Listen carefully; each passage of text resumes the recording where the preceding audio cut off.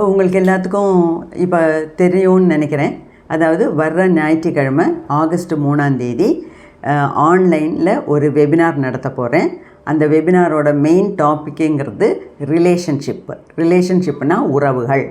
Okay, அந்த உறவுகளில் வர சிக்கல்கள், அது ஏன் வருது, அதை எப்படி நிவர்த்தி பண்ணலாம்.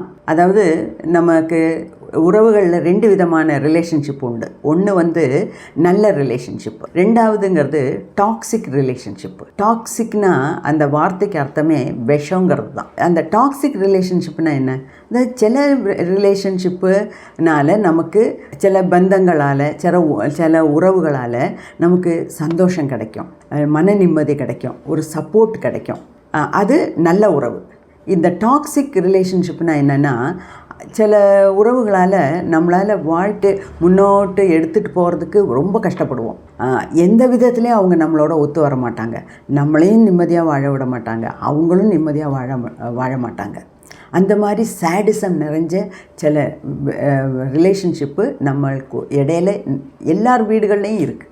ஓகே, அப்போ இந்த மாதிரி ஒரு ரிலேஷன்ஷிப்பை எல்லாம் எப்படி நம்ம கையாளுறது, அதுக்கு உண்டான பரிகாரம் எப்படி கண்டுபிடிக்கிறது, அதை எப்படி நம்ம ஃபாலோ பண்ணுறது, அதை பற்றின எல்லா ஆங்கிளில் இருந்தும் ஒரு சர்ச்சை பண்ணுறதுக்காக தான் 6 மணி நேரம் இந்த கிளாஸ் வச்சுருக்கேன்.